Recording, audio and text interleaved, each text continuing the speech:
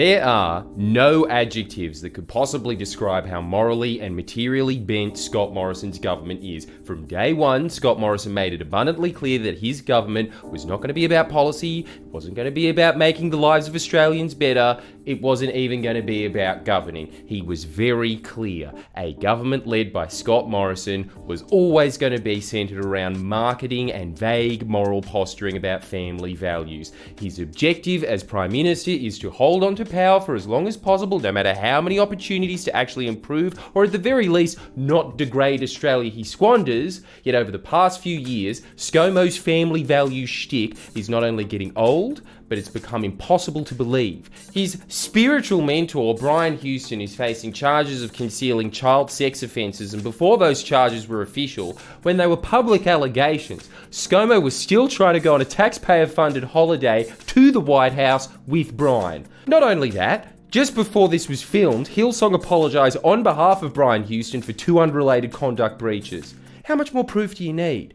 I'm sorry, but if we had an even half independent press, every time Scott Morrison trotted out his wife and kids like a robber using a hostage as a human shield, the press would say, rabidly inquire, "You've got kids, yet you're friends with an alleged pedophile protector. Isn't that a bit hypocritical, Mr. Prime Minister?" I've got kids and a wife. You can't ask me questions. That'd be bullying. Whoopsie. Man, time to win the election.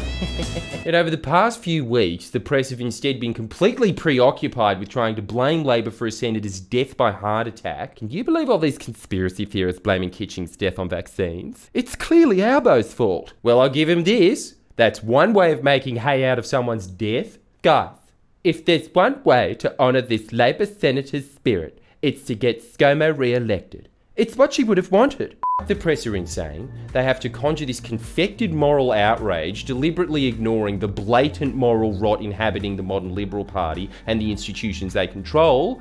This video will truly expose how deteriorated, well-fed, unfit for governing these rats have become after a decade in power, and the reason why the following story is so perfect for exposing this truth is that this story is where 2 cultural pillars of the modern Liberal Party meet. 1, the hypocritical decadence of the elite that rule over you. 2, their weaponisation of the bureaucracy to enact vengeful taxpayer-funded punishment of anyone that blows the whistle to expose this same elite for who they truly are. Also, it's a sex scandal. So I fully expect to win a Walkley for this vid. Do you remember that Peter Van Onselen story about those male Liberal Party staffers that wanked over women's desks? Well, before serious journalist Van Onselen was offered the story, guess who was offered it? We were. Well, we kind of thought, if we do this story, no one will take it seriously because anything we say, the mainstream press don't touch with a 10-foot pole. I mean, you saw it with the Dutton video. Not one mainstream media outlet picked up on even the most easy-to-prove salacious allegations, and quite frankly, it was a larger story than a lot of the stories that win Walkleys. So yeah, along with it being ignored, we thought, if we break the desk wanker story, I'll cop a bunch of allegations that I'm being homophobic. And I reckon the Libs will go out of their way to find some criminal charges they can throw on us for breaking it. So, we let it pass and go to serious journalist Peter Van Onselen, and when he broke it, rightfully it had a substantial impact. It sent the press and political circles into a spin. Article after article was written about it. It got so big, Scott Morrison was forced to respond stating that the allegations were disgusting and sickening. ScoMo then continued his marketing strategy by chest beating about how he'd be terminating the employment of the desk wanker and imploring anyone with any more information to come forward. I can guarantee you, most of the time, the impact that a story will have depends on who the journo breaking the story is and who they're friends with, except in rare cases. This story that we're about to break, about what happened after Scott Morrison finished chest beating about desk wanking, is one of those rare cases. Get out your notepads, journos, you're gonna want to write this one down. After all the feigned disgust from Scott Morrison, Warren Inch, the nat who employed the desk wanker, also signalled his disgust. Not at his employee who wanked on someone's desk, but at Tom the whistleblower, the man who leaked the allegations to the press. Warren Inch called for the AFP to investigate not what really looks like rampant sexual harassment from his staffer, but the whistleblower who allowed the Australian public to see what the elite do in their parliamentary building for the crime of revenge porn. This is despite the fact that no uncensored pornographic images went to air. And guess what? Surprisingly, the Liberals got their way. Firstly, the desk wanker attempted to chuck a order on Tom in what was a complete abuse of process, as the desk wanker was attempting to use laws designed to protect people from domestic violence perpetrators to ensure that Tom didn't report more, let's just say, indiscretions to the press. Jesus. The coalition enjoy weaponising domestic violence law to cover up their weird sexual indiscretions more than they enjoy their weird sexual indiscretions. With the order, Tom agreed to shut up about this particular desk wanker in order to just move on with his life. But then, only a few days later, as if they were acting on behalf of the desk wanker, the Australian Federal Police raided Tom's house in Canberra and Queensland, seizing material from laptops, phones, hard drives, USBs. This was ostensibly because the AFP were investigating allegations of revenge porn, just as the desk wanker's boss had requested. Yet if the AFP truly wanted to pin revenge porn charges on Tom, everything relevant to their investigation was in the public domain. The charges would purely stem from Peter Van Onselen's report on Channel 10. Which is accessible to everyone. This is exactly what Tom's lawyer thought, stating, if he committed an offence under that legislation, the case is already apparent. The evidence is already there. The police already had the evidence that he circulated those images, so why do they need to raid his house to secure them? The short answer is, they don't. Damn, that is one sharp lawyer. Must have a great clientele. Anyway, why did the AFP raid Tom's house? Well, the Channel 10 report also detailed the fact that Tom knows of more misconduct from other coalition staffers, but more interestingly, it detailed this. Which brings us to Tom's most startling revelation. He says he knows of prostitutes being brought into the building for the pleasure of coalition MPs. Having sex, procuring rent boys. Prostitutes? Yeah. In Parliament House? In Parliament House. Procured by staffers for MPs. Staffers getting male prostitutes to come to Parliament for MPs? Yes. Whoa! It's almost as if the AFP were acting on behalf of the coalition, and knowing there's an election coming up, the AFP raided Tom's house to see what evidence Tom had to back up his claims in order to mitigate any political damage that may flow from them. But this is just context. This is context to explain what could be viewed as an even more cynical play the Liberal Party pulled earlier on in order to mitigate political damage. Shortly after Tom's allegations were aired, the Department of Finance commissioned law firm Spark Helmore to write a secret report investigating Tom's claims. Tom agreed to participate with Spark Helmore, making him sign a confidentiality clause, yet from the outset, Tom felt that there was something off about the independent investigation. Tom would offer photo evidence to back up his claims, yet Spark Helmore would claim they weren't accepting evidence. Then it appeared strategic leaks to friendly actors in the press began. First off, with News Corp talking head Samantha Maiden uncritically reporting that the Spark Helmore investigation found the rent boy claims Tom made to Channel 10 were unsubstantiated. This was because a search of parliamentary sign-in records found no evidence of sex workers signing into Parliament House. Samantha, these are the same rent boys that are alleged to have had sex in the prayer room. The investigation was sparked by pictures of men wanking onto women's desks in Parliament. Is Spark Helmore truly naive enough to really think security is so good, regulations are so well followed at Parliament House, that no one could possibly get in there without signing in? The Spark Helmore investigation concluded earlier this year with the Department of Finance issuing this statement about the investigation. On the 13th of April 2021, the Department of Finance issued a statement confirming that the Office of the Minister for Finance referred a number of workplace allegations to the department that were first aired on Channel 10 on the 22nd of March 2021. Finance engaged an independent investigator to examine the allegations. This investigation has now been finalised. For privacy reasons, Finance cannot comment further on this matter. Oh, how interesting.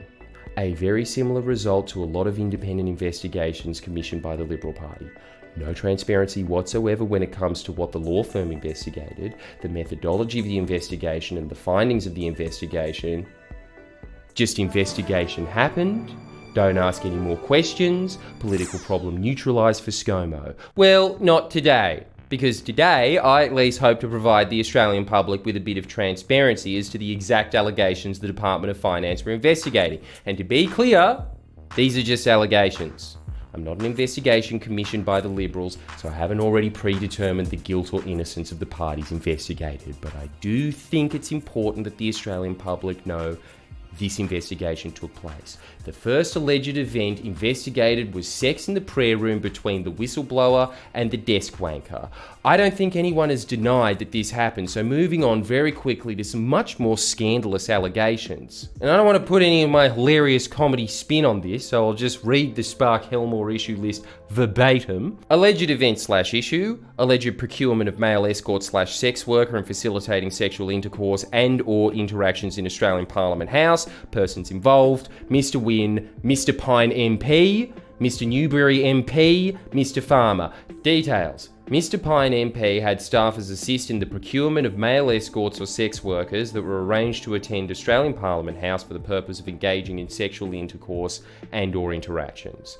This was initially coordinated and facilitated by Mr. Newberry MP while working for Mr. Pine MP, and then the coordination of arrangements was undertaken by Mr. Wynne from around 2015. This included messaging Mr. Farmer to arrange encounters and signing him into, as well as accompanying him through Australian Parliament House. Mr. Farmer was known to Mr. Wynne and Mr. Pine MP, as they would allegedly attend dinner parties together at Mr. Wynne's residence in Canberra from time to time. Now do you see why this story is public interest? It really appears that the AFP were deployed to do raids on Tom in order to see what evidence he had of a possible political bombshell.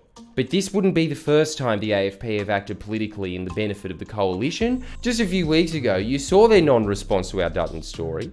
But remember when the AFP raided the AWU and it was strangely leaked to the media beforehand? Then, just as strangely, evidence of that leak disappeared, and the now Attorney General Michaelia Cash refused to be interviewed by the AFP about the leak. The AFP have really serious questions to answer about their politicisation, but using revenge porn as a false pretext to raid someone's house in order to neutralise a possible political scandal, a potential scandal that the Australian public deserve to know about, that's a shocking new low. If the former Defence Minister is guilty of what's alleged, that has possibly dire implications for Australia's national security.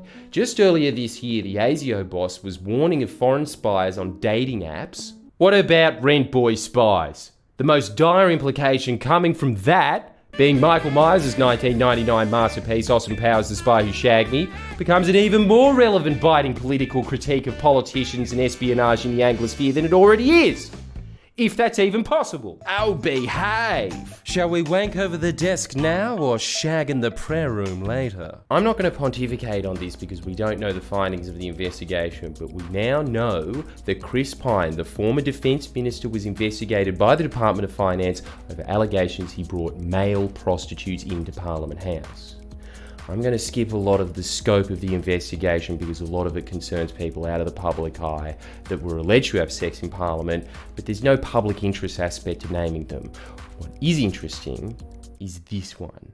Alleged event/issue, sexual intercourse and or interactions in an Australian Parliament House bathroom between Mr. Wynne and Mr.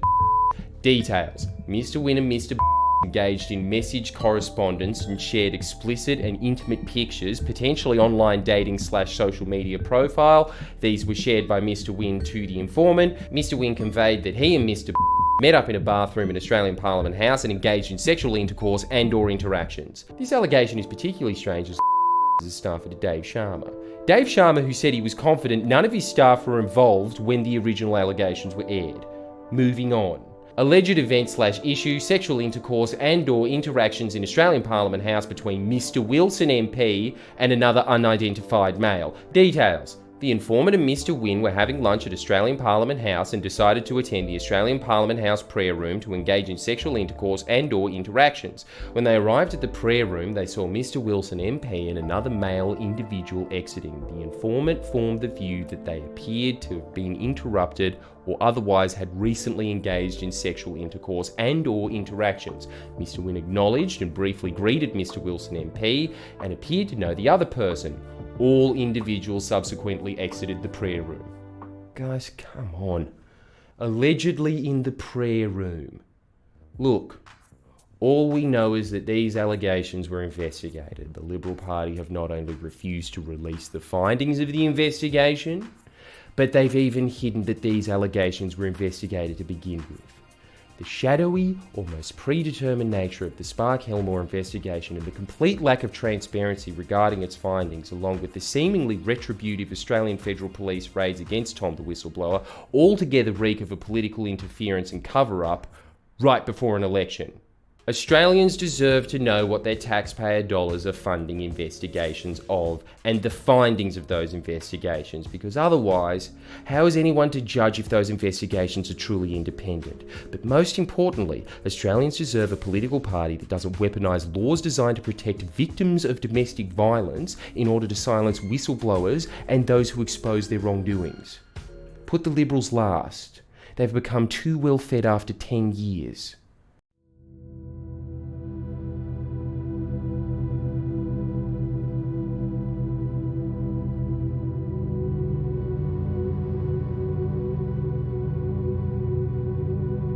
We've released the entire scope of the Spark-Helmore investigation on FriendlyJordies.com under my new page, The Facts.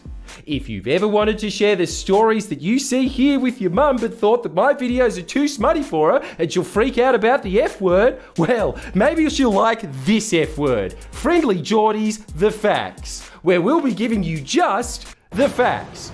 This story probably wasn't the best choice to launch the page. They allegedly did what in the prayer room? Even when he's trying not to be rude, he's still rude. Check out this story plus other past stories and upcoming stories on FriendlyJordies The Facts, links in the description. And donate to Patreon as well so we can do more investigative stuff like this and launch new avenues, whatnot. You know, just give us money. Please share and comment below. Comment.